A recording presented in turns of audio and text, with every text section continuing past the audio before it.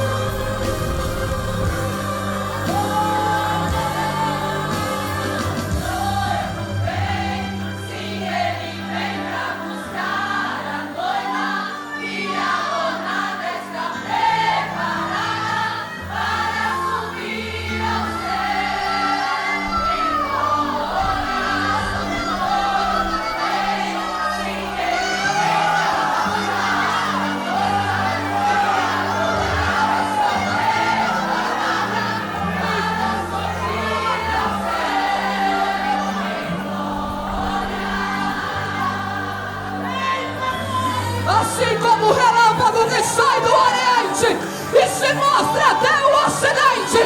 Assim há de ser a vida do noivo para encontrar a sua noiva, e a noiva somos nós, lavados pelo sangue do Cordeiro, cidadãos e herdeiros do céu. Então prepara-te, Israel, prepara-te para encontrares com o Senhor teu Deus.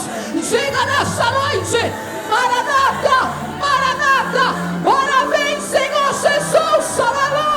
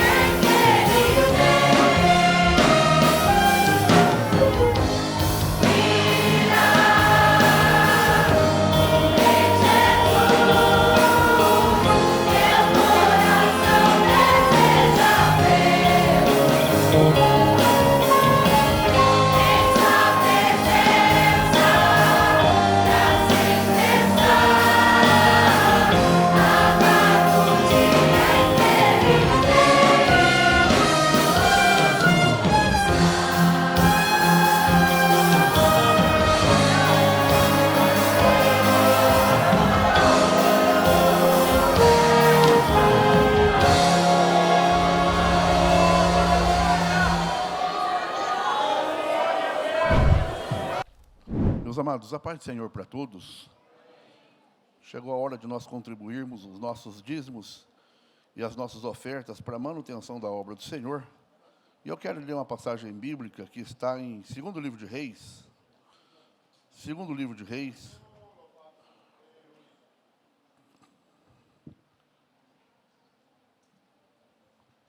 Capítulo de número 8. É uma passagem que eu gosto muito de compartilhar ela com a igreja quando nós falamos sobre dízimos e ofertas. Porque essa mulher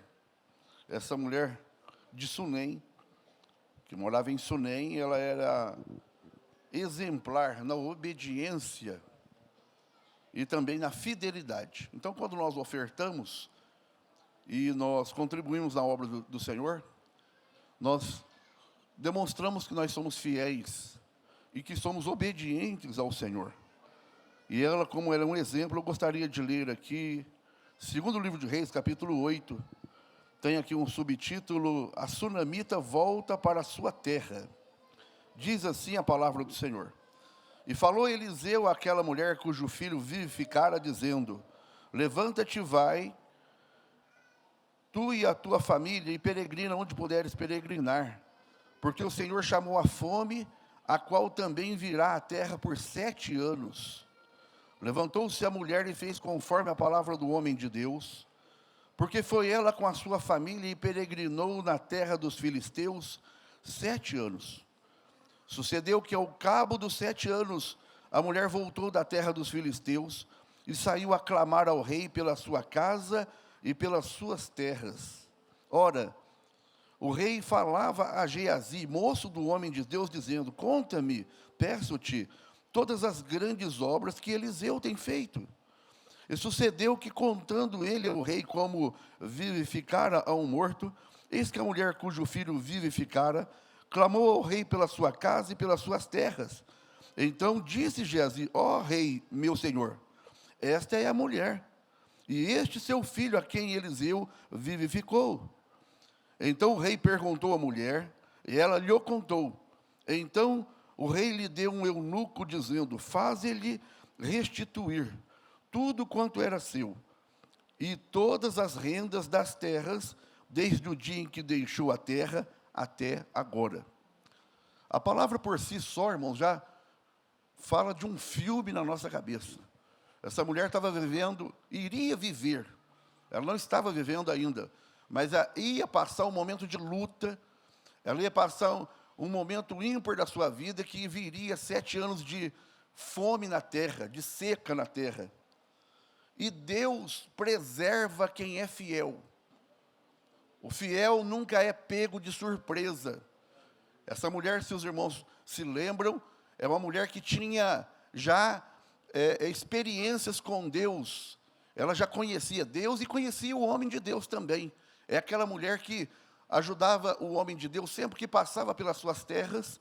Ela fez um quartinho junto ao muro, com a ajuda do seu esposo, com permissão do seu esposo, e cuidava do homem de Deus. Pela sua fidelidade, Deus era na vida dela e preservava essa mulher. Mais uma vez, essa mulher ia viver uma nova experiência com Deus. E agora, Deus fala com ela através do profeta e fala: olha, vai e deixa tudo o que é material. Desprenda-se das coisas materiais e sobreviva da forma como puder. Tanto é que a mulher foi sobreviver na terra dos inimigos, dos filisteus, inimigos do povo de Deus. E foi a arma que ela encontrou, o recurso que ela encontrou. Porém, os 7 anos passaram. Como a prova não dura para sempre, eu repito, a prova não dura para sempre. Passado a prova, ela volta com todos os direitos que ela tem, vai requerer o que era seu. E ela, irmãos, como tem um legado, porque não é nós que falamos de nós, irmãos, é as pessoas que dão testemunho da nossa vida, quem nós somos. Não precisa você dizer eu sou, eu faço.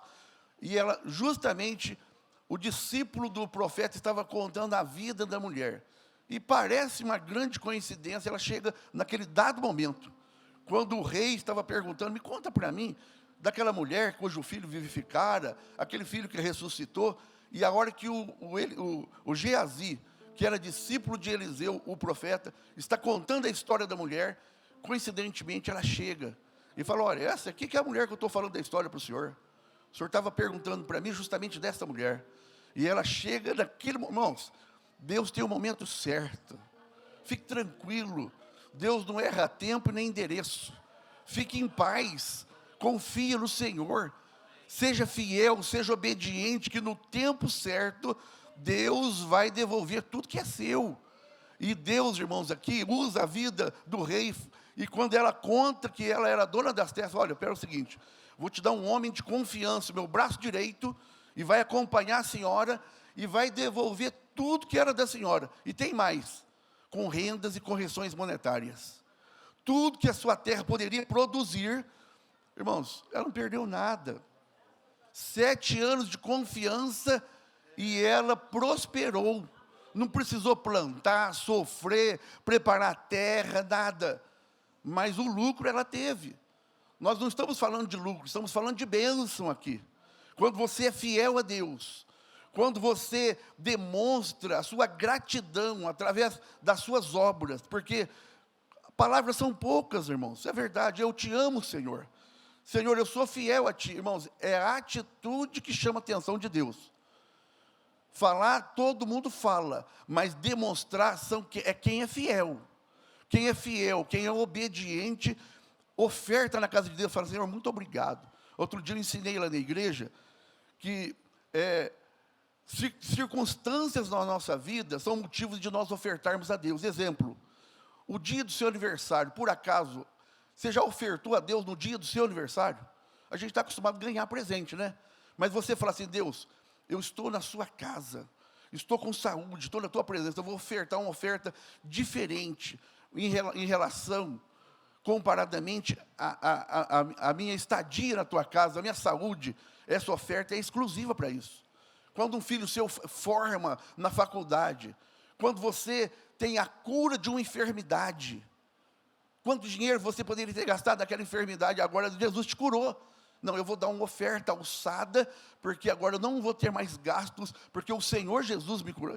Aí um irmão terminou o culto, o irmão falou: irmão, eu nunca tinha ouvido, eu nunca tinha sido ensinado a ofertar no dia do meu aniversário. Então, irmãos, a fé vem pelo ouvir, e ouvir a palavra de Deus. Se a igreja for ensinada, ela vai aprender a ser obediente, e vai prosperar. Você, a sua esposa, os seus filhos prosperarão. É palavra para quem recebe, irmãos, para quem quer ser abençoado. Se você não é fiel a Deus ainda, se você não é um dizimista fiel, faça um propósito com Deus. O único lugar que eu vejo na Bíblia que você pode requerer do Senhor, prova de Deus, a palavra é essa que está na Bíblia, em Malaquias 3:10. Fazei prova de mim, diz o Senhor dos Exércitos, se eu não vos abrir as janelas dos céus, e não derramar sobre vós bênção tal, que dela vos advenha. Faça prova com Deus, faça um teste. Segundo a palavra do pastor, eu vou fazer um teste de 2 meses, 3 meses. Deus vai mudar a história da sua vida. Amém, queridos? Podemos orar, pastor? Queridos, nos coloquemos de pé e oremos a Deus. Pega o exemplo, seja abençoado. Estamos iniciando o ano, e no meio dos seus propósitos, coloque o seu propósito de ser fiel, de ser obediente a Deus. Amém? Oremos. Soberano Deus, altíssimo e poderoso Mestre, mais uma vez estamos diante da Tua presença. Pai querido, a Tua palavra tem sido pregada, o Teu povo tem sido ensinado, e eu quero Te pedir em nome de Jesus, muda a história de todos aqueles que desejarem, Senhor. Pai querido, abençoa a oferta, abençoa, Senhor meu Deus, os dízimos de cada um daqueles que estarão contribuindo, Pai, e aquele que não tem, eu quero Te pedir uma bênção especial. Abra umas janelas dos céus, Senhor. É o que eu te peço e te agradeço, juntamente com a tua igreja, no nome de Jesus. Amém e amém. Não era um sonho, era realidade. João viu a cidade santa para os crentes sendo preparadas.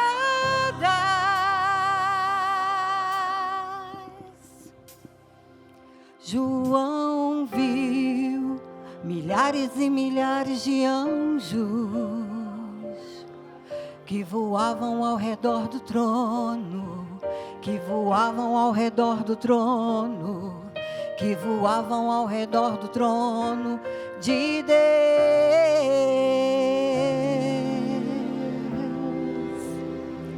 João viu os 7 castiçais de ouro, e no meio dos 7 castiçais, um semelhante ao Filho do Homem. Quem era este homem? Era Jesus de Nazaré.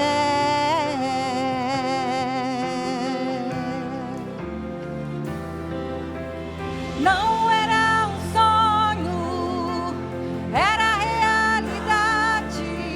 João viu a cidade santa para os crentes sendo preparadas. Quem tem ouvidos ouça o que o Espírito diz às igrejas. Jesus Cristo está voltando. Se prepare para que tu vejas.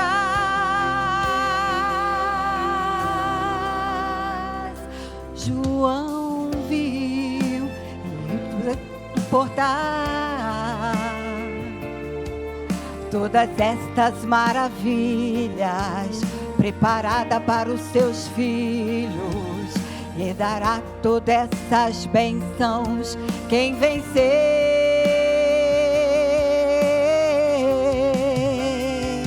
João viu, e eu também espero ver, o que foi morto e reviveu, e a morte ele venceu, e com isso a vida eterna nos concedeu.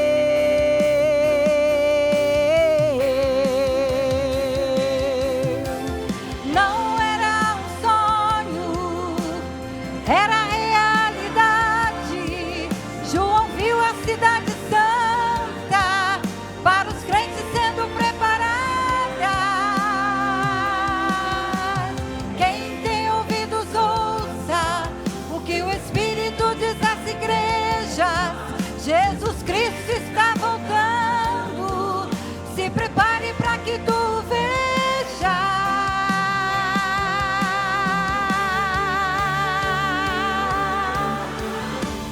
Não haverá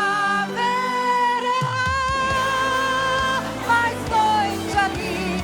Não haverá nenhum clamor. Verei os olhos de Jesus e tocarei seu corpo, enfim. Não haverá mais noite ali. Não haverá nenhum clamor. Verei os olhos de Jesus e tocarei seu corpo,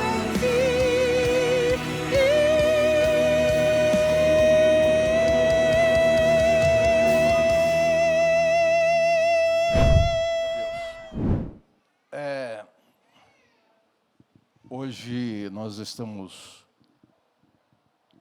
apresentando Dom Madeira Silva, é isso? Tá certo? Cadê o Dom? Vem aqui, Dom. O Dom, é neném ainda, eu não sabia. Vem cá, Dom. Aleluia.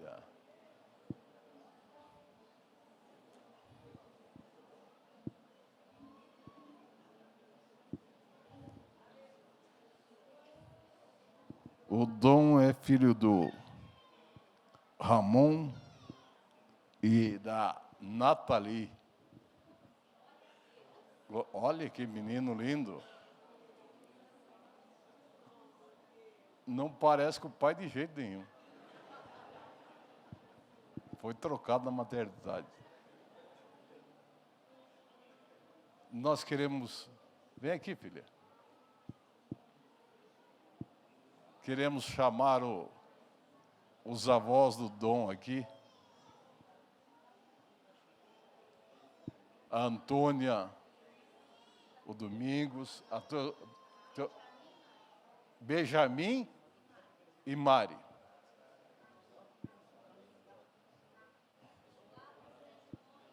Pode ir, vem aqui, Dom, no meu colo. Aí, tá igual o pastor usando suspensório, irmão.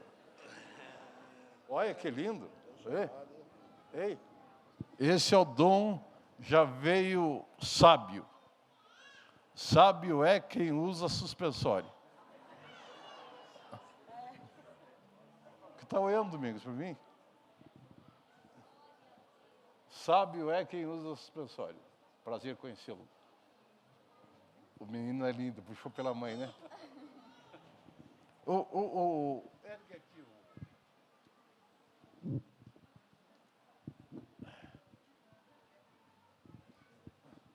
Eu queria fazer que nem o filho da Lisa Mara, que foi...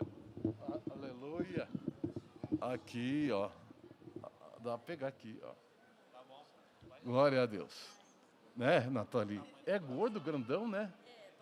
Bonito. Irmãos, tenha de misericórdia, irmão. Jesus foi apresentado no templo. Nós estamos apresentando esse lindo menino, o Dom, para ser apresentado nesta noite. Aleluia. O menino lindo, tem 2 meses já? Está com 2 meses. Parece que está com meia dúzia de... Olha, bem esperto. E nós vamos orar. A igreja em pé, vamos apresentar o Dom para Jesus. Juntos nós oramos. Pai querido, aqui nós apresentamos, Senhor, este lindo menino chamado Dom. Senhor, abençoa ele, dai graça, dai vitória. Meu Deus, faça um grande milagre. Abra as portas do céu. Meu Deus, aleluia. Faça com que o Dom cresça.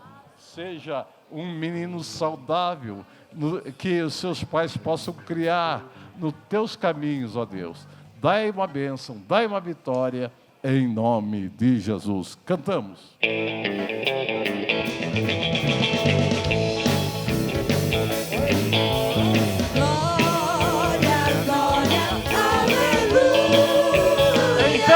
Em pé, não senta não.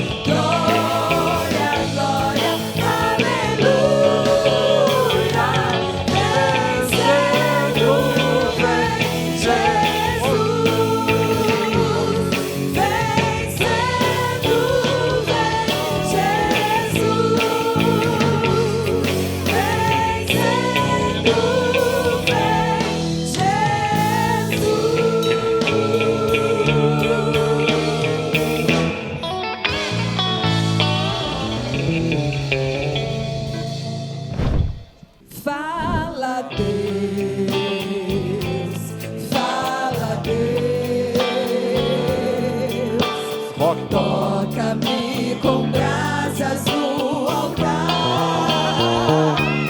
Fala, Deus. Fala, Deus. Se alegra, atenda ao teu mandar.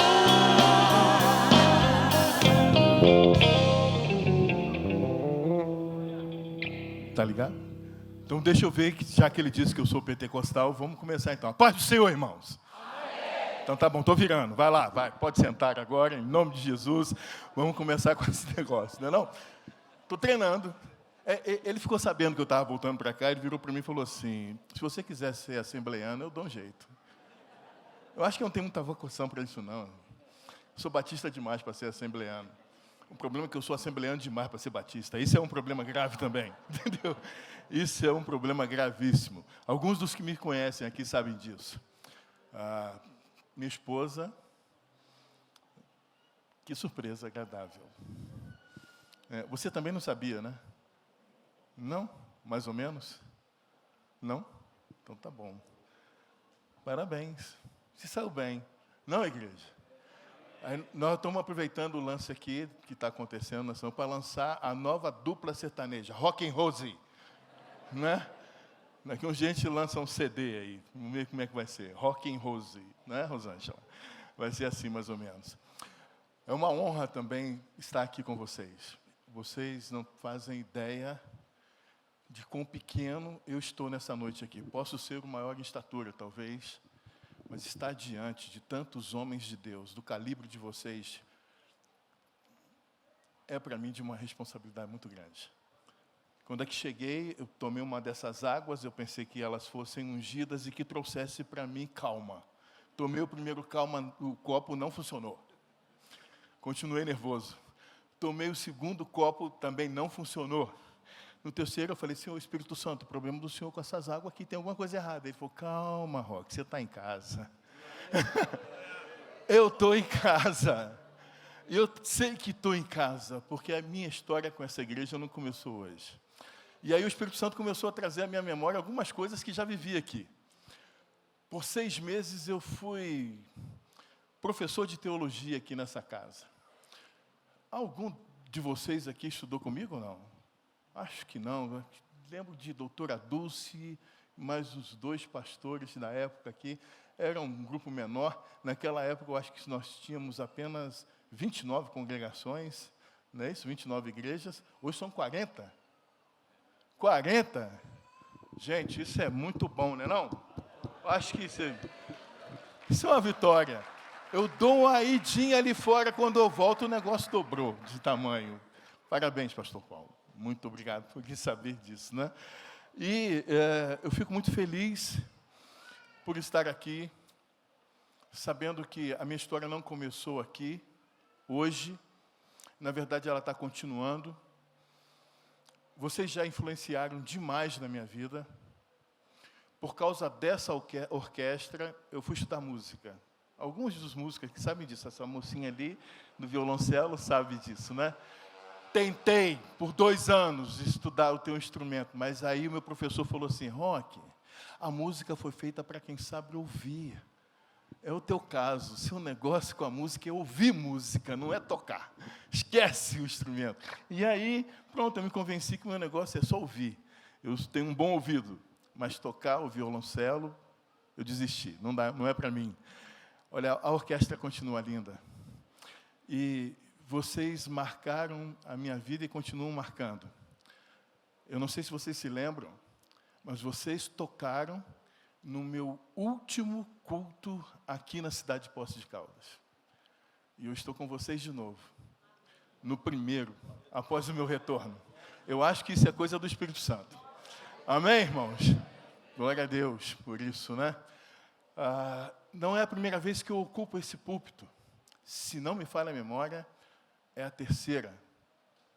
Isso me dá um pouco mais de tranquilidade também. Não me faz parar de tremer as pernas, mas me traz um pouco mais de tranquilidade. De fato, eu me sinto em casa.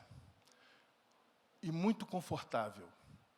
Numa igreja que eu aprendi a amar desde quando é que cheguei. Com um pastor que eu aprendi a amar desde o dia que ele chegou na cidade.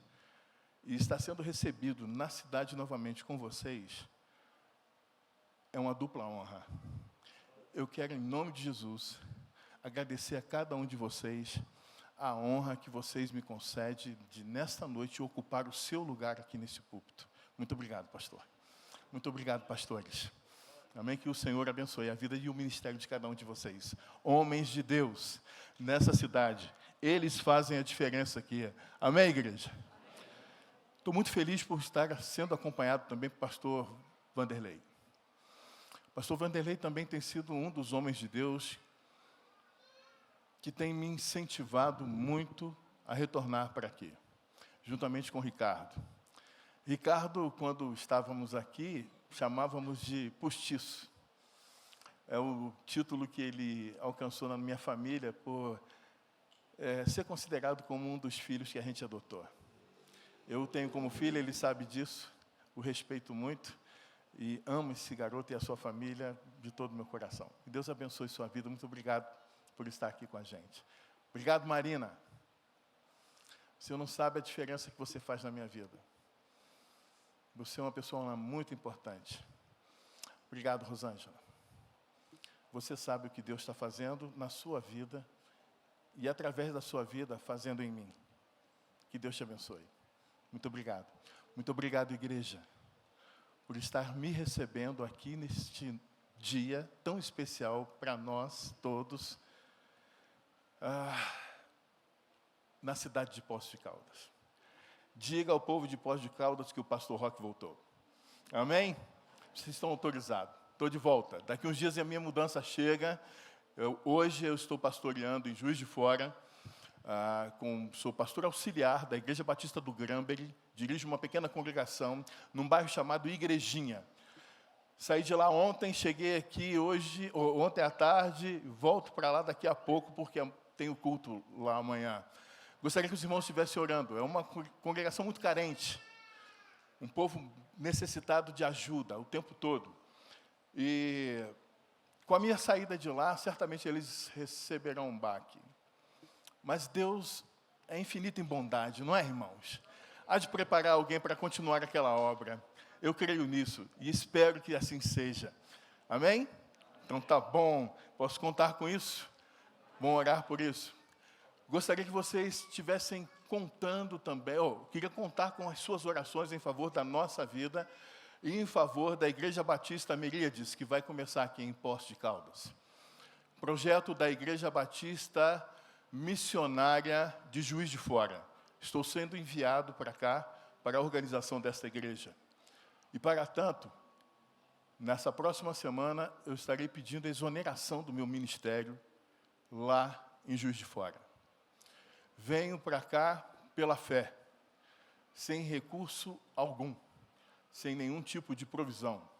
Temos aqui um apartamento e a bênção de Deus sobre as nossas vidas. Creio que o Senhor há de fazer algo muito especial na nossa vida, por isso estamos entregando todo o nosso ser, toda a nossa vida, todo o nosso talento, todo o nosso ministério nas mãos do Senhor para que Ele cumpra a sua vontade. Eu não faço a menor ideia de como é que isso vai acontecer. Eu sei que alguns de vocês devem ter histórias para me estimular e para me incentivar. Pode vir, pastor, é assim mesmo que acontece. Você larga tudo e vem, que agora está naquela época que o pessoal fala assim, você dá o passo e Deus põe o chão. Né? Essa é a frase da moda. Né? É o que está na moda agora. Então, eu estou vivendo este momento. Se é que é assim que tem que ser, vou dar o passo. Ai de mim se Deus não pôr o chão. Já tenho orado ao Senhor nesses últimos dias e pedido a Ele o seguinte, Senhor, se não for para acontecer algo muito especial na cidade de Poços de Caldas, através da minha vida, debaixo da Tua unção, da Tua autorização, que eu não saia daqui de Juiz de Fora. Mas todos os dias eu tenho recebido estímulos, incentivos, visão e chamado de Deus para retornar para este lugar. E por isso eu quero dizer para vocês hoje que eu tenho uma plena convicção, porque se cumpre nesse momento uma profecia que eu recebi, uma palavra de Deus que eu recebi quando eu anunciei que ia embora. Pastora Isa, uma das pastoras do Ministério Profético de São Paulo, numa segunda-feira, tomou um táxi em São Paulo e chegou aqui em Poços de Caldas às 8 horas da noite. Ela não sabia que eu tinha tomado a minha decisão de ir embora. E eu fiquei surpreso com a chegada dela. Ela disse, pastor Roque, eu tenho 15 minutos para conversar com o irmão. Eu te amo, ela disse. E o papai, ela tem muita intimidade com Deus, chama ele de papai, eu gosto disso.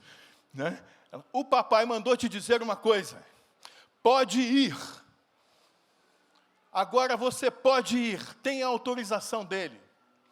Mas saiba de uma coisa, você vai voltar para essa cidade sem nada do que está levando.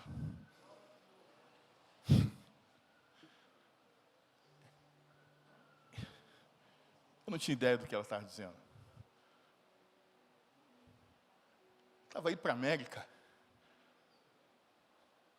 realizar o meu sonho. Eu trabalhei com 30 anos com equipes de americanos. Estudei inglês, planejei a minha aposentadoria, cumpri a minha carreira, comprei minha passagem, tirei meu visto, passaporte, tudo, estou indo embora, aposentado, está tudo certo. Fui para os Estados Unidos viver meu sonho, como qualquer imigrante. E lá chegando, as coisas fluíram bem. Ser membro da igreja Walnut Street, em Newark, em New Jersey. Uma bênção de igreja. Fui chamado para ser um dos auxiliares, mas entendi a realidade do povo brasileiro que ali estava. Falei, não, para mim não dá, porque eu tenho uma confusão ética com esse povo. Porque se eu tiver um criminoso na igreja, eu vou ter que recomendá-lo que se apresente à justiça, não é verdade? E a imigração ilegal é um crime. Quase 100% dos membros das igrejas brasileiras nos Estados Unidos são formadas por brasileiros que estão lá indocumentados, ilegais. E eu não sei nada o que é pastorear gente que está cometendo um crime num país dos outros. E eu, por isso, não pastoreei. Fiquei lá por um tempo e logo depois tive que me mudar, fui para uma outra Walnut Church, não batista. E aí começaram as confusões na minha cabeça, porque pela primeira vez na minha vida, eu fui participar de um culto de gente que não era batista. E comecei a ter contato com alguns mistérios que eu não sabia que acontecia. Por exemplo, um casal que chegou da Nigéria, nunca tinha me visto, nunca tinha falado com eles. O pastor da igreja pede a eles para orar por mim. O pastor não me conhecia, não falava comigo. Uma igreja de 4.500 membros. Eu estava ali no meio de todo mundo. Quando o casal chegou, ele vira para mim e falou assim, como vai, pastor? Eu falei, quem te falou que eu sou pastor? Ele falou assim, ninguém me falou, eu sei. E eu não estava vestido com traje. Estava normal. Naquele lugar, um dia eu cheguei para o Espírito Santo e falei com ele assim, hoje é a última vez, hein? O senhor presta atenção que eu vou falar com o senhor. Presta bem atenção, é a última vez. Eu estudo inglês, eu venho para cá para esse culto, eu não entendo nada do que o pastor titular fala aí, do que o senior pastor fala. Se eu não entender hoje, eu nunca mais volto aqui. Queridos, o Espírito Santo botou uma tradução simultânea no meu ouvido. Eu entendi mais de 80% do que o homem falava. E eu fiquei maravilhado com aquilo, porque o inglês dele virou português para mim. Ficou muito fácil entender. E no final, ele tinha um recado específico para a minha vida. Ele disse assim, você, que é pastor, está aqui no nosso meio. Pensa que o teu ministério acabou? Eu quero dizer para você que não. Ele vai continuar. Vem aqui à frente que eu quero orar por você. Eu olhei para um lado, e meio de 4.500 pessoas, ninguém se movia. Ninguém se levantava. Eu falei, o único tonto pastor aqui que está fora do negócio sou eu. Deve ser comigo. E aí eu levantei e fui. E não é que era, gente. Não é que era de mim que o Espírito Santo estava fazendo aquela conversa lá em cima com o pastor titular da igreja. Que maravilha. Eu comecei a ver coisas maravilhosas. Tipo assim, uma igreja aqui, ao contrário da nossa cultura aqui no Brasil, eles não precisam ter um momento de ofertório que faz apelação, para que o crente se convença que tem que dizimar. Para falar a verdade, a igreja não tem um momento específico de oferta. O culto é o ofertório. O culto todo. Sabe onde fica o gasofilácio? No refeitório. Na porta da entrada da igreja. Na porta de saída. No hall onde as crianças ficam. Tem gasofilácio espalhado para todo lugar na igreja, menos dentro do templo. porque os pastores daquela igreja conscientizaram a igreja de que, ao sair e estar num culto, eles já foram para prestar um sacrifício a Deus. E eles já entram, metem o seu cheque e passam lá no gasofilaço, naturalmente, depositam e depois vão sentar. E aí a música começa, canta-se 3, 4 louvores, 45 minutos, 1 hora de palavra e acabou o culto. E a igreja tem 12 anos, apenas. 4.500 membros. Ministério espalhado pelo mundo inteiro. Um dia o pastor pediu para que nós doássemos fralda descartável para um orfanato. No domingo seguinte ele falou assim, eu nunca pensei que eu fosse falar isso, mas pelo amor de Deus, não doem mais. Porque os caras entenderam alguma coisa errada. Era para cada família doar um pacote de fralda. Os caras começaram a chegar lá com um caminhão da Amazon. Todo dia chegava 4 ou 5 caminhões da Amazon. 4, 5 caminhões, 10 caminhões num dia. A igreja não tinha mais aonde colocar fralda. Deve ter fralda descartável lá até hoje. Eu não sei o que eles estão fazendo com aquilo já. E eu aprendi que existe... Nesse tempo eu aprendi que existe uma possibilidade de exercer um ministério muito diferente daquele outros 30 anos que eu fui pastor aqui no Brasil. Passei por dificuldades, 4 anos nos Estados Unidos. Vilma, a mulher que saiu comigo daqui, faleceu. Eu fiquei sozinho. Literalmente sozinho. Mas não queria voltar. Resolvi permanecer lá. Não tinha a menor ideia de voltar para o Brasil. Continuei lá. E a vida foi ficando difícil. Também infectado pelo Covid, fiquei 4 meses e meio com pneumonia. Não podia trabalhar. E na América, quem não trabalha, não come. Fui para a rua.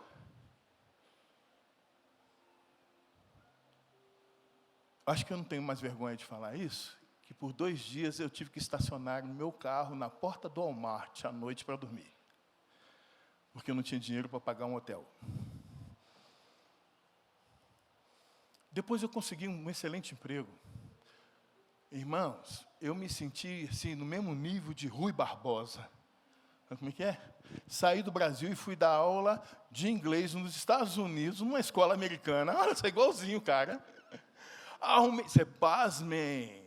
Eu fui dar aula numa escola de nível médio, fui dar aula de inglês, e eu não falo inglês tanto, mas Deus me botou lá. Eu fui dar aula de inglês.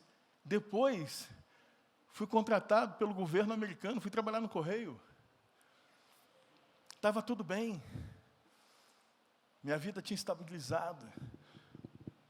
Só que no Correio, eu não tinha condições de estar nos cultos todos os domingos pela manhã. E a vida, então, a gente sabe como é que é quando a gente perde a comunhão com a igreja, não é verdade? A gente vai se sentindo meio que carvão fora do braseiro, né? Aí o Espírito Santo começou a me acordar todo dia de manhã, 3 horas da manhã. Eu não sabia por quê.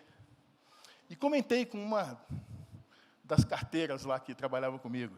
Eu estou estourado, estou cansado, estou acordando todo dia, 3 horas da manhã, e eu não sei o que fazer. Ela fala assim, tu não é pastor, homem? Não sabe o que fazer? Eu falei, senhor, vai orar.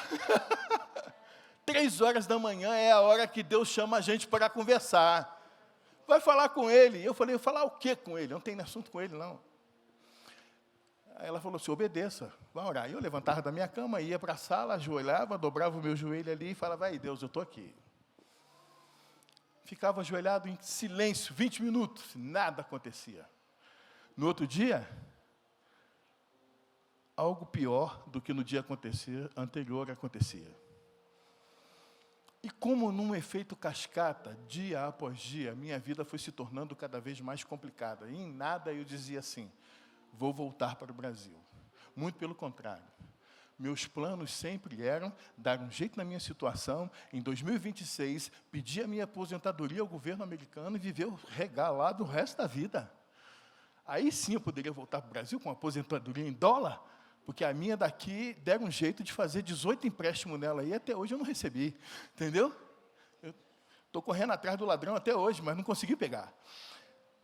Aí, nessa brincadeira de vai orando às 3 da manhã, chega um dia que a coisa entorna, eu tive que sair de casa, acontece um fato extraordinário, e aí naquela hora, lembra daquela fala do filho pródigo? Até que ele caiu em si, lembra disso, homem de Deus? Eu caí em mim. E quando eu caí em mim, eu disse assim, vou voltar para o Brasil. Isso foi numa quarta-feira, no domingo pela manhã eu estava aqui. Larguei tudo. Larguei roupa, larguei computador, larguei minhas ferramentas, larguei tudo que eu tinha. Pedi demissão do meu emprego, larguei minha aposentadoria, larguei tudo. Tinha uma F-150 Raptor, nova. Aqui vale quase 600 mil. Tentei vender, semana de quarta-feira até sábado, vou vender, faço um dinheiro bom, vou para os Estados Unidos, vou morar na praia, ó que chique, pastor. Vou morar na praia, vou gastar esse dinheiro lá na praia. Estou aposentado, que mal tem, não é não? Sábado à noite, horas antes do embarque, eu não conseguia vender. Eu tinha uma opção, ou largava na rua, entregava para o banco, ou dava para alguém. E aí me apareceu um candidato. E o candidato falou assim, mas eu não tenho dinheiro. E eu olhava para a cara daquele homem e falei, o que eu faço com ele? Ele falou assim, pastor, eu amo esse carro, eu preciso desse carro, mas eu não tenho condições de pagar esse carro para o senhor. Eu meti a mão no bolso e falei assim, toma para você. É nada mesmo que eu tenho que voltar? Então toma. É seu. Dei uma F-150 nova para um homem que eu não conheço. Ele está com ela até hoje lá. Ele que faça bom uso e que Deus o ajude, o abençoe. Amém, irmãos? Cheguei aqui no Brasil sem nada. E quando eu cheguei aqui no Brasil sem nada, orei ao Senhor e falei, o que o Senhor vai fazer? Porque se o Senhor não fizer nada, eu vou dar um jeito. E aí, é contigo, Pai. O Senhor resolve para onde vai me levar. No dia seguinte, eu recebo um contato no telefone. Você está no Brasil? Está fazendo o que aqui no Brasil? E aí eu contei a minha história, e daí eu e Rosângela começamos a conversar. 6 meses depois estávamos casados. Eu que saí dos Estados Unidos sem nada. Hoje contamos com 2 apartamentos mobiliados, né, amor? Tem um carro, não é um carro como a Raptor, mas é um Etios da Toyota, é um carro muito bom, né?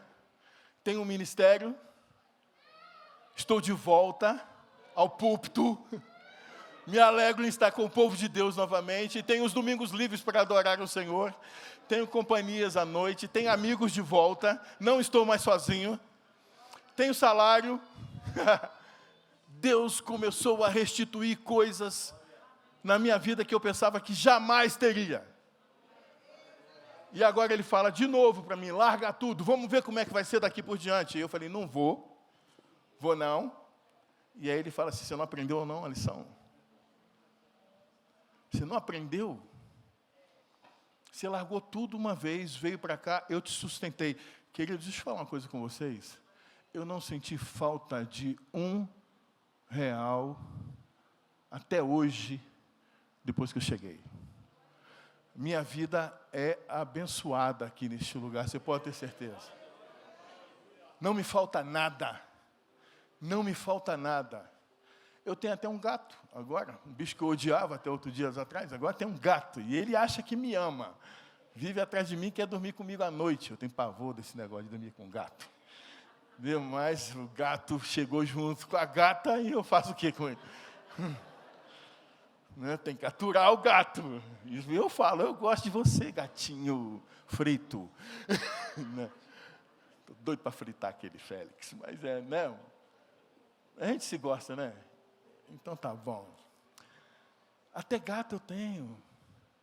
E aí, com essas coisas todas, acontece essa possibilidade de retornar a essa cidade por um ato de obediência à palavra de Deus, e convicto de que Ele continua insistindo comigo: eu vou cuidar de você, vou cuidar da sua família, não vai te faltar nada. O que me resta fazer, irmão? Fala para mim. Obedecer. E é justamente por isso que eu estou aqui hoje, por obediência. E eu quero falar sobre isso com vocês hoje. Como é que a gente obedece a Deus? Obedecemos a Deus com fidelidade e com lealdade. Guarda essas duas palavras que nós vamos usar ela demais aqui. Fidelidade e lealdade. Obedecemos a Deus, fala comigo. Obedecemos a Deus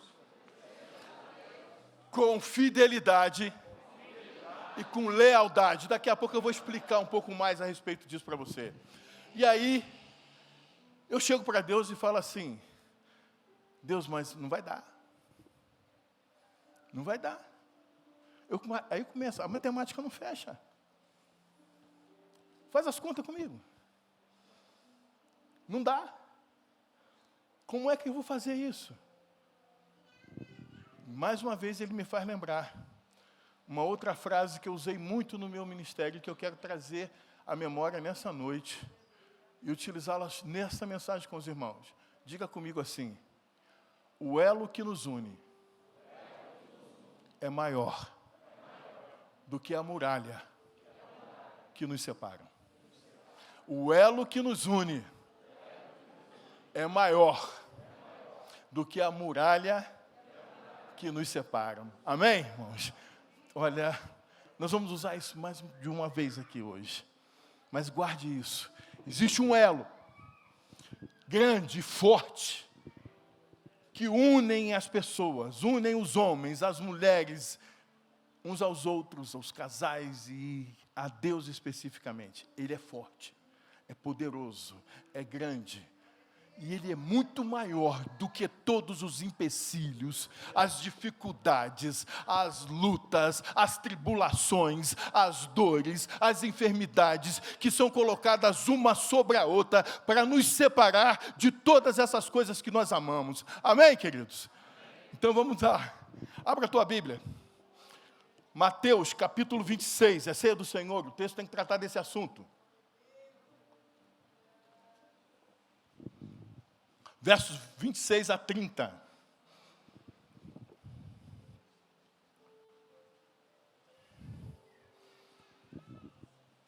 Mateus 26, de 26 a 30. Todos encontraram? Amém? Então vamos juntos. Enquanto comiam, Jesus tomou o pão e, abençoando-o, partiu e deu aos seus discípulos e disse: tomai, comei, isto é o meu corpo. E tomando o cálice e dado graças, deu-lhe dizendo: bebei dele todos, porque isto é o meu sangue, o sangue do Novo Testamento, que é derramado por muitos para a remissão dos pecados. E digo-vos que, desde agora, não beberei deste fruto da vinde, até aquele dia em que eu beba de novo convosco no reino de meu Pai. E tendo cantado um hino, saíram para o Monte das Oliveiras. Amém? Eterno, bondoso Deus, louvado e exaltado seja o teu santo nome, porque nessa palavra estão contidas verdades espirituais que nós precisamos colocar em prática na nossa vida, para desenvolver de uma maneira mais cristocêntrica, para desenvolver de uma maneira mais espiritual o relacionamento ou os relacionamentos que nós desenvolvemos durante a vida.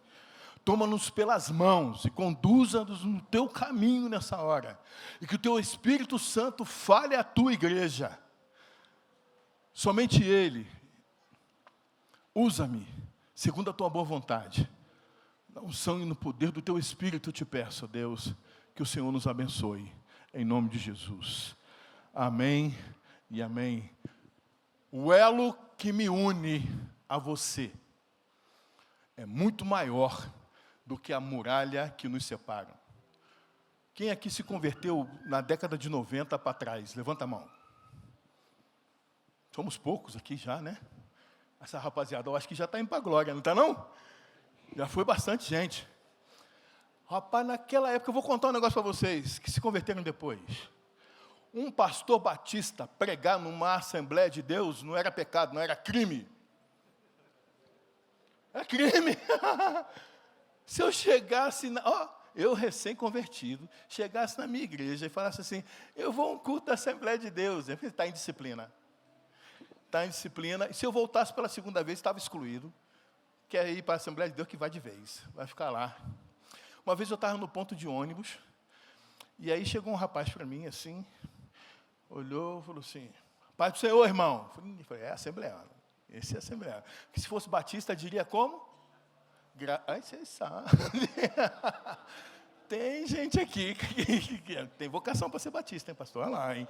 Cuidado, que esse negócio a gente pode fazer uma troca. Olha bem. Você pula o muro para lá, eu pulo o muro para cá, e vamos ver o que vai dar. Graça e paz, irmãos, né? Batista é assim, graça e paz.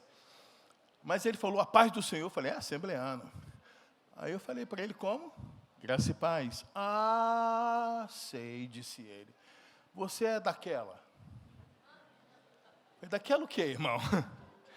Daquela uma que os homens usam bermuda. Aí eu falei, eu sou daquela uma que os homens usam bermuda. Daquela uma que a mulher usa calça comprida. Vocês acham que vão para o céu desse jeito? Vocês estão tudo já no inferno. Eu falei, meu Deus do céu.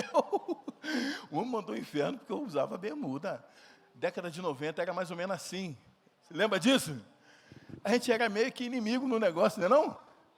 Se botasse arma na nossa mão, a gente dava tiro no outro. O negócio ia pegar fogo, mas era fogo de bala, né? Uma igreja contra a outra. Então era mais ou menos assim. Era difícil. Mas graças ao bom Deus, o elo que nos une é muito maior do que a muralha que nos separa. Não é não, velho? E por isso eu estou aqui hoje. É por isso que eu estou aqui hoje, porque o elo que une a gente é maior do que qualquer muralha. Aqui, você tem amigo? Tem? Teu amigo está perto de você? Fala com ele assim, então, o elo que me une a você é maior do que a muralha que nos separa.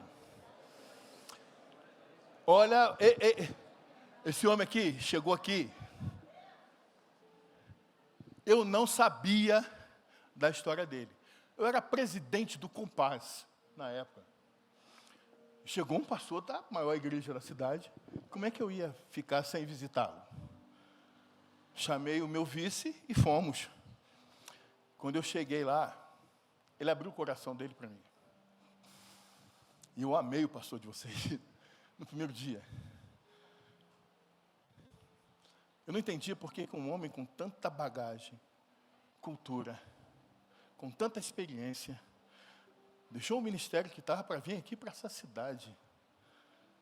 Assumiu uma dívida. Uma igreja com um monte de problema. Nem batistério tinha pronto. Nem isso tinha. Uma dificuldade grande. Eu amei o pastor de vocês. E fiz um amigo. Esse meu amigo me deu essa Bíblia no dia que eu fui embora. E por conta dessa amizade, eu uso essa Bíblia até hoje. É ela que fica na minha cabeceira, não é, Rosângela? A Bíblia que você me deu é uma das poucas que eu guardei. Em nome da nossa amizade. Daquilo que a gente construiu em tão pouco tempo. E a amizade é assim. Amizade duradoura. Você não precisa estar perto da pessoa o tempo todo, não. Você precisa de quê? Ser fiel a ela e ser leal a ela. Amém, irmãos? Ser fiel a ela e ser leal a ela. Agora, embora essas duas palavras pareçam tratar da mesma coisa, elas não são. Fidelidade é uma coisa, lealdade é outra, muito diferente. Mas a gente acaba confundindo as coisas, acha que são sinônimos, que são correlatas. E não, não. Fidelidade tem origem em fidelis, que é a mesma origem para fé. Fé. E a matriz da palavra fidelidade está ligada à fé que nós desenvolvemos. Quando eu falo para o meu amigo, ei, meu amigo, eu tenho fé em você. Ou, eu sou fiel a você. Eu estou dizendo para ele que eu tenho fé nele, que eu acredito nele, que eu aposto nele, que eu espero dele. Pior, eu sei que ele é capaz, e por isso quero andar com ele, quero estar perto dele, quero ver o que acontece quando ele se move. Aí quando ele chorar, quero chorar com ele. Se ele tiver dor, eu empresto meu ombro, porque sou fiel a ele. Se ele tiver luta, eu também pego uma espada, porque sou fiel a ele. Quando eu tenho um amigo, se chover canivete, não chover água, vai chover na minha cabeça e na cabeça dele também. Amém, igreja? Amigo é assim. Isso é fidelidade, sabe por quê? A fidelidade tem a ver com aquilo que você acredita que é verdadeiro. O que diz o livro de Hebreus? A fé é a firme, o quê? Firme fundamento. As versões mais tradicionais vão dizer que é a certeza, né? Agora, tem algumas versões que estão traduzindo de uma maneira tão especial, que a fé é a garantia de que você já tem aquilo que você espera. Olha como é que é bonito isso, gente. A fé é a garantia de que você já tem aquilo que você espera ter. Eu vi isso ontem, lembra disso, pastor? Ouvi isso ontem, eu aprendi isso ontem. E se eu digo que eu tenho fé num homem, tenho fé numa mulher, eu estou dizendo que você pode ficar seguro, porque eu tenho a garantia de que eu espero de você, eu já tenho, já recebi. Eu não espero mais nada. Você pode confiar na minha fidelidade. Isso é bom demais. E lealdade, irmão? A matriz da palavra lealdade é lex, lei. A lei tem a ver com o contrato que você firma com aquela pessoa, com o acordo que você firmou com ela. A amizade nos leva à sociedade. Quantas vezes bons amigos não resolvem abrir bons negócios juntos e dão certo? São sócios, cumpridores de lei. Ricardo é advogado, ele sabe como é que é o negócio do contrato. As partes têm que cumprir o acordo, não é verdade? Senão há quebra do contrato. Lealdade é isso, irmãos. Quando eu cumpro o contrato que eu tenho de amizade com uma outra pessoa. No que diz respeito à amizade, o que um contrato diz? Amigo não fala mal do outro. Não é? Amigo defende o outro. O pessoal aí fora, eles gostam de um trocadilho muito interessante. Não é coisa de crente não, sabe? Não vai aprender a fazer isso não. É o pessoal lá fora que faz isso, o pessoal do mundo. Ele diz o seguinte, que quando um amigo chega para você, te liga de madrugada e fala assim, fiz uma bobagem. O que você fez? Atropelei uma pessoa. Ele morreu. Espera aí, não faz nada. Estou indo para aí. Aí quando o cara chega, estaciona o carro dele, ele está com a pá na mão. Ó, vamos enterrar o cadáver. Vamos sumir com flagrante, para não dar nada para você. Entendeu? Amigo, vamos trazer isso aqui para a gente. O amigo cristão, quando ele chega perto de você, ele chega para resolver o teu problema, ele não chega para te acusar. Se tem alguém perto de você que põe a mão no teu ombro, que visita a tua casa, come a tua comida, fala contigo todo dia, mas na hora da tua dificuldade, em vez dele te ajudar, resolver o teu problema, ele aponta os seus defeitos, deixa eu te avisar uma coisa. Não é teu amigo não, velho. Você é secretário do capeta na tua vida. É secretário do inferno. Ele está ali para te acusar. Satanás é que é acusador, condena as pessoas e as separa do convívio. Seu trabalho é dele, não é de amigo não. O amigo chega para você para somar, amém, irmãos? O amigo chega para você para estar junto, e vamos caminhar juntos. Aí você pode virar para um amigo, depois de uma batalha dessa, e falar o que para ele? Ei, o elo, vamos lá, igreja, o elo que nos une é maior do que a muralha que nos separa. Amém? Isso pode complicar? Presta bem atenção, no texto que nós acabamos de ler, Jesus está fazendo um trato com os discípulos. Ele chama os discípulos e fala para eles assim, ó, eu não chamo vocês mais de quê que ele chamava? De servos. Eu vos chamo de amigo. É assim que Jesus tratava com os discípulos. E é com esses amigos que ele está conversando agora. Agora presta atenção, coloque-se você agora no lugar de Jesus. O que ia acontecer com ele daí a pouco, depois de alguns minutos?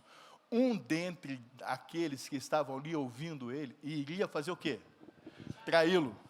E o outro que era ponta firme toda a vida, iria fazer o quê? Negá-lo. E os outros 10 iam fazer o quê? Correr, meter o pé. Meteu o pé, sumiu todo mundo.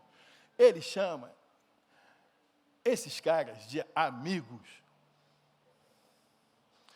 O seu amigo, ele não precisa ser a pessoa melhor do mundo, não. Basta que você decida ser amigo dele. Essa decisão é sua. Não é dele, não. É você que tem que decidir ser amigo dele.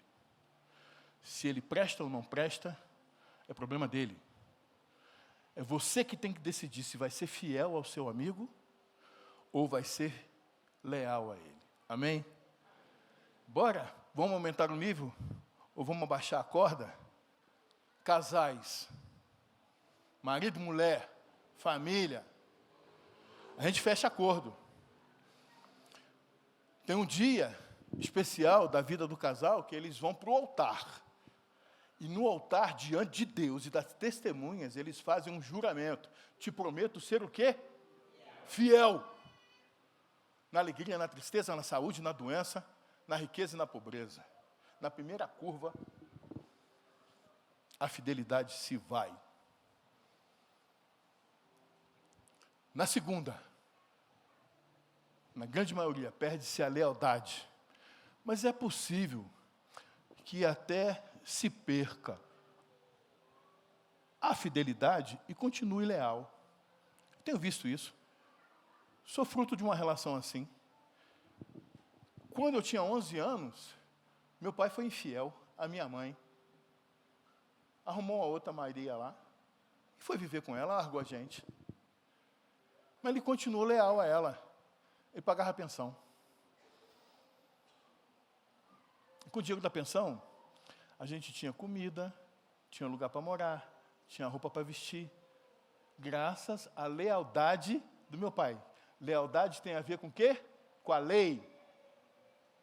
É possível que um homem cumpra a lei e seja infiel com a sua esposa. Infelizmente, nesse tempo que nós estamos vivendo, isso não é incomum.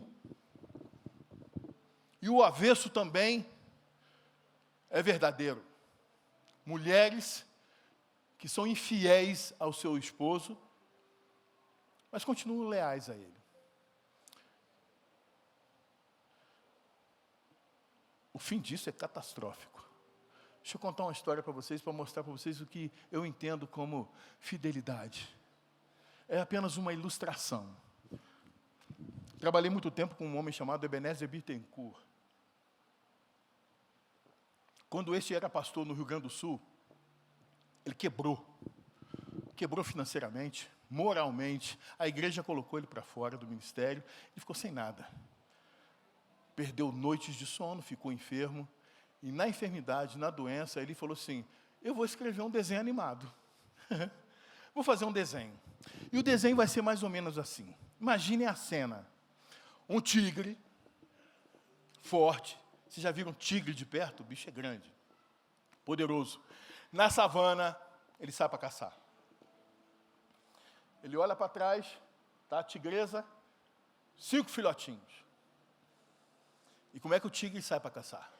Ele olha, tem um monte de antílope lá na frente, ele fita os olhos, não muda e vai seguindo, e vai dando um passo de cada vez. Lento, fiando as patas bem devagarzinho na mata.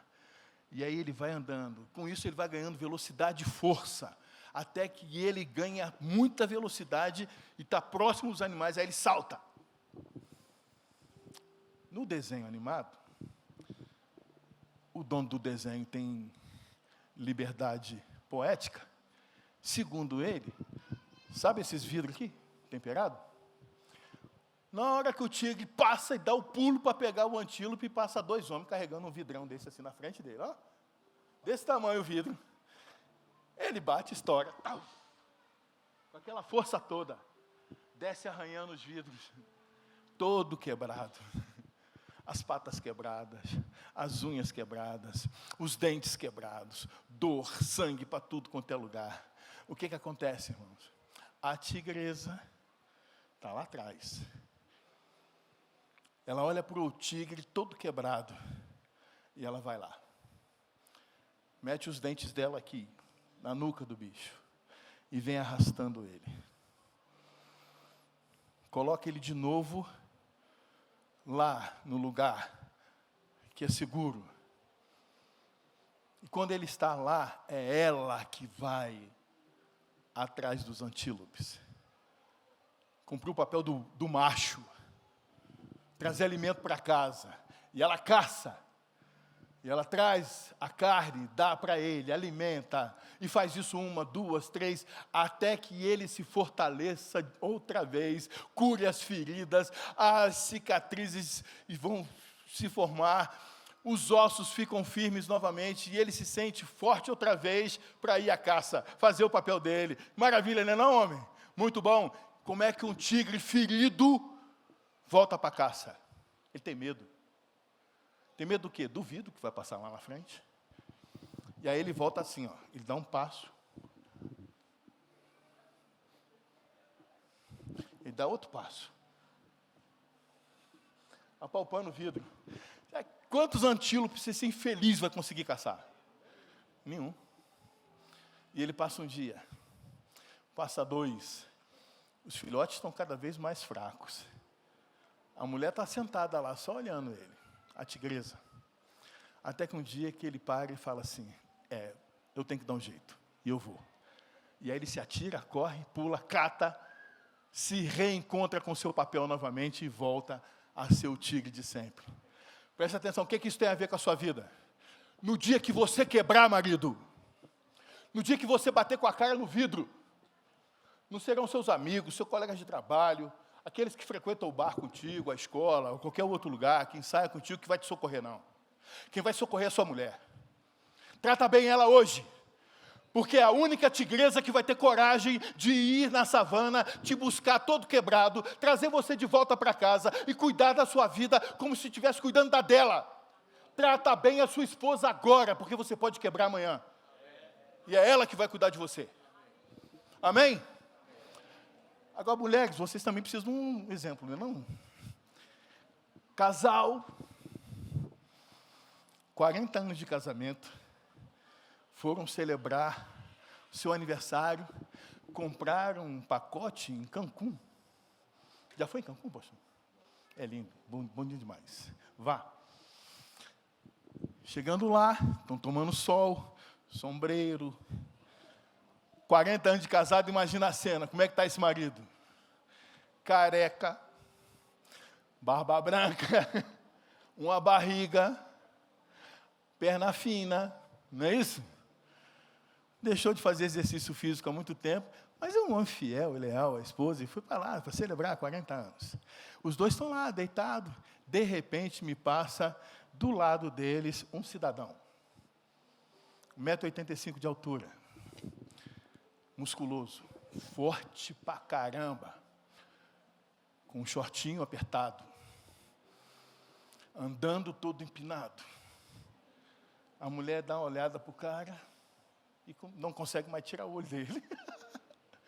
Não é que ela está desejando, não, irmã. Ela está admirando a beleza do cidadão, tá bem? E esse cara entra na água. E nada. E ela dá uma olhada para o marido de vez em quando e olha para o cara. Ele sobe numa pedra.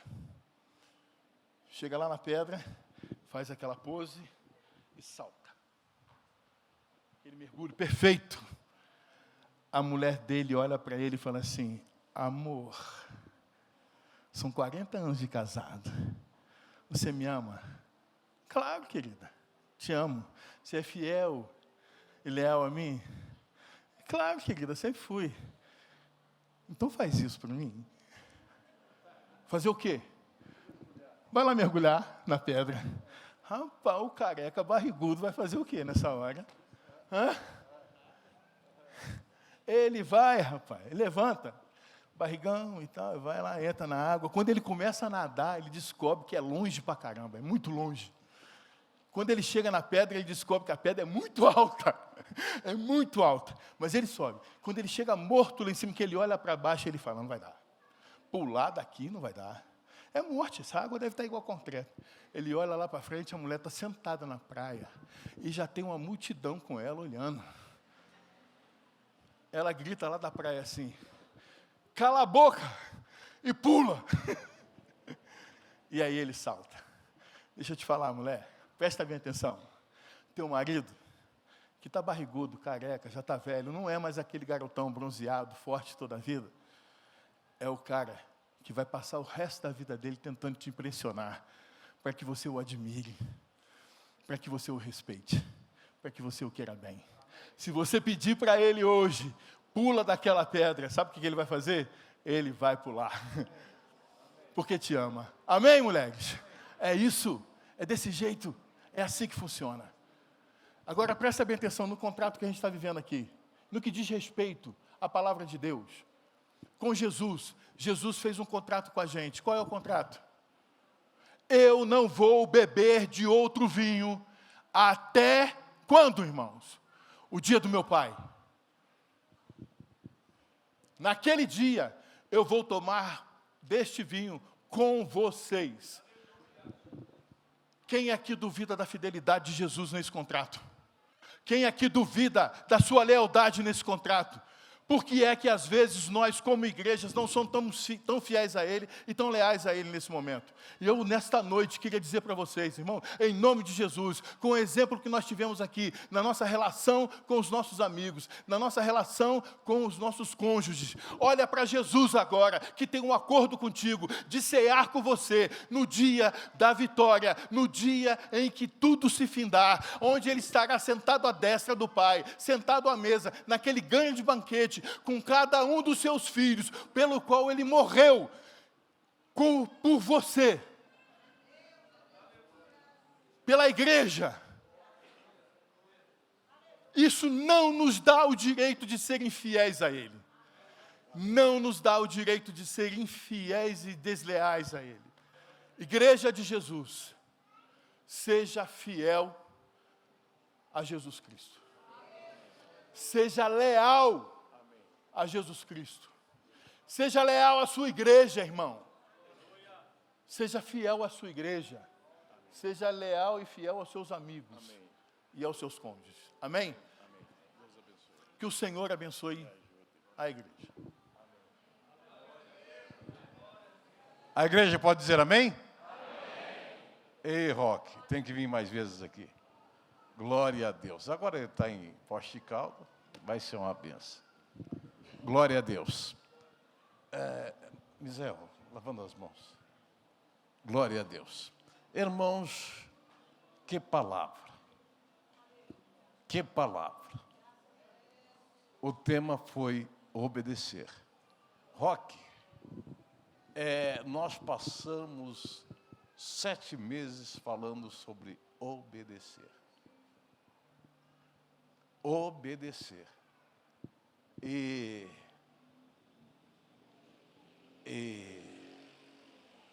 cada dirigente falava uma terça-feira sobre obedecer.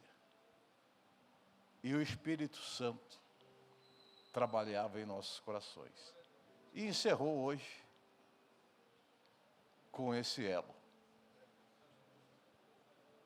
Maior que é a muralha que nos separa. Amém?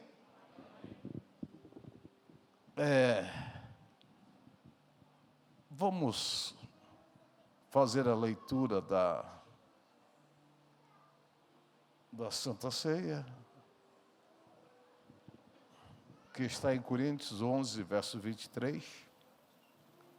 Está escrito desta maneira: porque eu recebi do Senhor o que também vos ensinei, que o Senhor Jesus, na noite em que foi traído, tomou pão, e tendo graça, o partiu e disse: tomai, comei, isto é o meu corpo, que é partido por vós, fazei isso em memória de mim.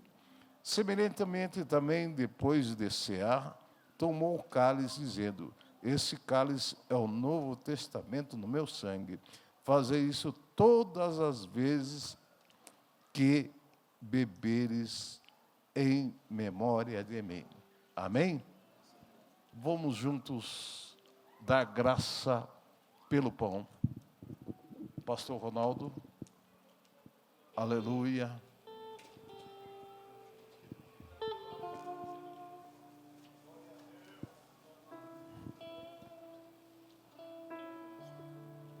Glória a Deus.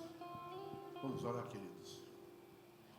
Oremos. Querido Deus e poderoso Mestre, mais uma vez estamos diante da Tua presença. Agora, Deus, apresentando este pão, que simboliza, Senhor meu Deus, o Teu corpo, que foi moído pelas nossas transgressões na cruz do Calvário. Pai querido, consagra, e que ao participarmos deste pão, possamos confirmar a nossa comunhão contigo, ó Deus, e também com os nossos irmãos. Pai querido, nós oramos e consagramos em nome de Jesus, o Teu Filho amado. Amém. E amém. E tendo dado graça, o partiu e disse: aleluia, glória a Deus, aleluia. Nós vamos ouvir um louvor. Aleluia, glória a Deus.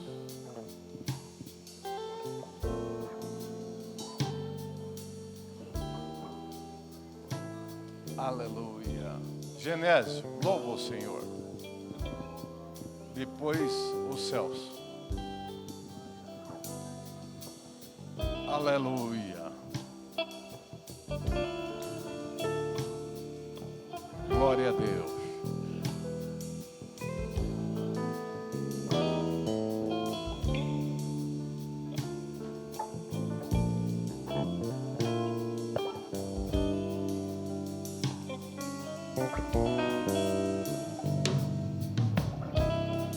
Glória a Deus. Cadê o Genésio?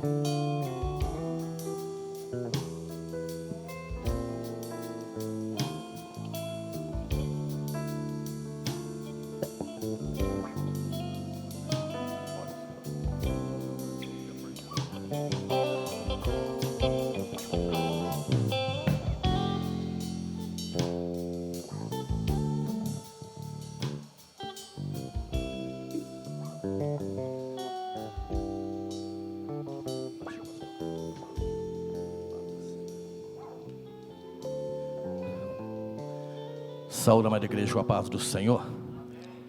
Vamos louvar Ele, que Ele é digno de toda a honra, toda a glória. Glória a Jesus.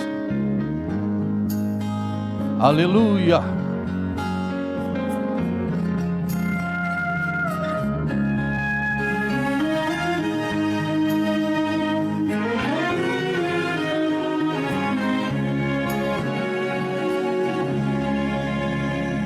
No começo era apenas um menino trabalhando com seu pai. Era só um carpinteiro que pregava sobre salvação e paz. Ele andava pelo mar da Galileia. Aleluia. Mas aquele carpinteiro pregador começou a incomodar. Suas mãos curavam cegos e aleijados e sarava corações.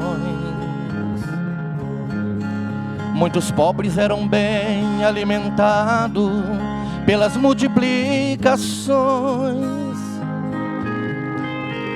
Os necessitados vinham aos seus pés esperando um milagre conseguir. Mas aquele carpinteiro pregador, eles vieram lhe ferir.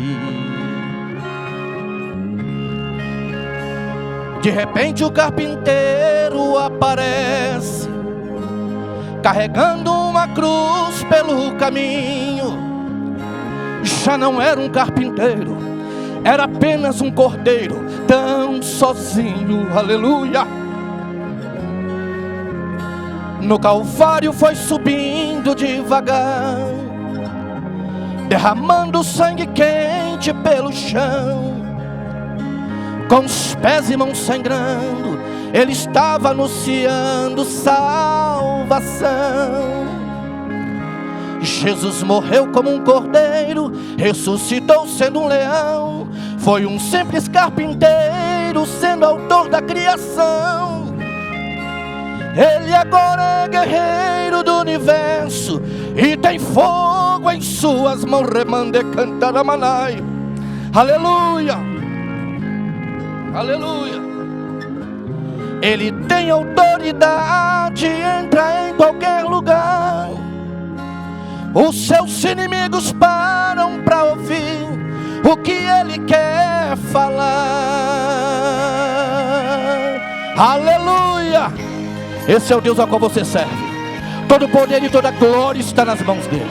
Ele morreu, mas ressuscitou ao terceiro dia. Está sentado ao lado do Pai. Aleluia. Aleluia.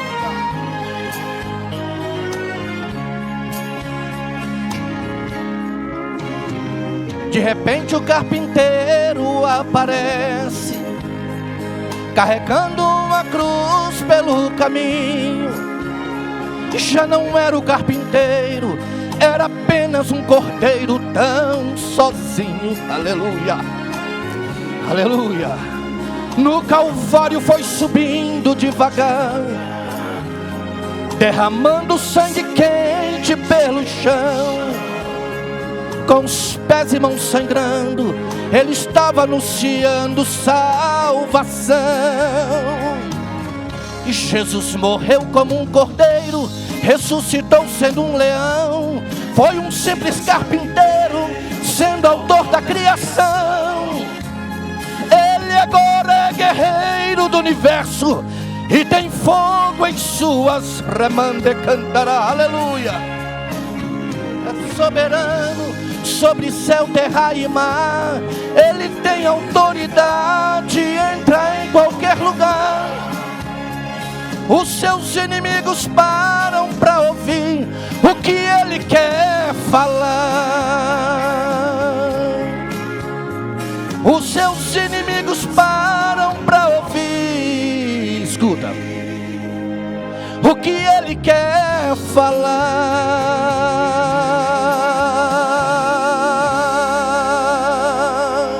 Aleluia, agradeço a oportunidade. Todos receberam o pão? Aqui, Genésio recebeu? Aleluia. Todos receberam o pão? Ah, lá em cima, no som lá, ó, debaixo da galeria. Ah, glória a Deus. Aqui, ó, irmãos, aqui, um diácono aqui, ó. Ali onde está o pastor Carlinhos. Aleluia. A orquestra recebeu? Aqui o conjunto de louvor.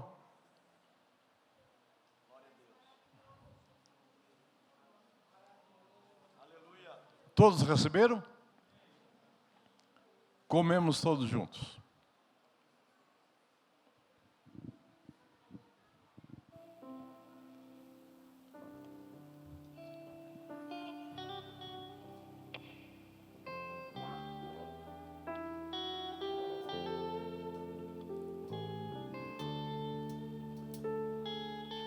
Aleluia.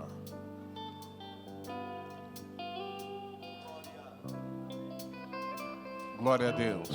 Irmão Celso, venha louvar o Senhor. Semelhantemente, também depois de cear, tomou o cálice dizendo: esse cálice é o Novo Testamento do meu sangue. Fazer isso todas as vezes que beberes em memória de mim.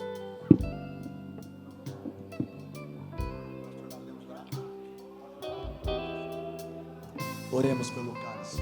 Senhor Deus e Pai, este é o elo de Cristo que os une. Pai, abençoa, prospera, dá vitória ao teu povo. Nós oramos e consagramos este cálice em nome de Jesus. Amém.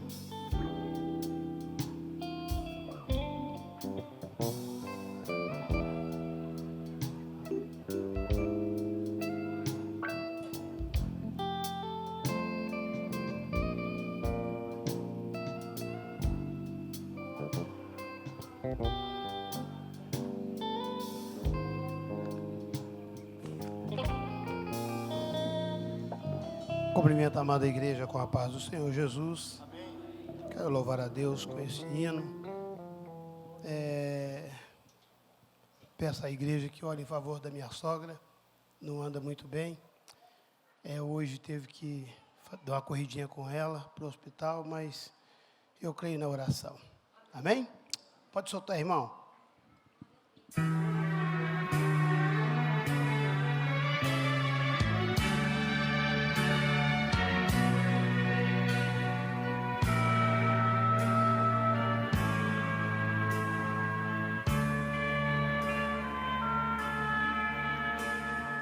Tens a beleza da cor e a ternura das aves. Tens a pureza da flor de perfume suave.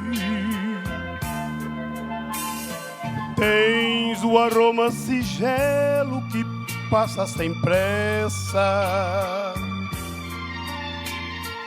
Tens em tuas mãos a palavra de ricas promessas. Tens em tuas mãos uma mina de rico tesouro, mais preciosos que a prata, mais rico que o ouro. Tens a vitória na morte, tens o segredo da vida, e só tu és meu Deus.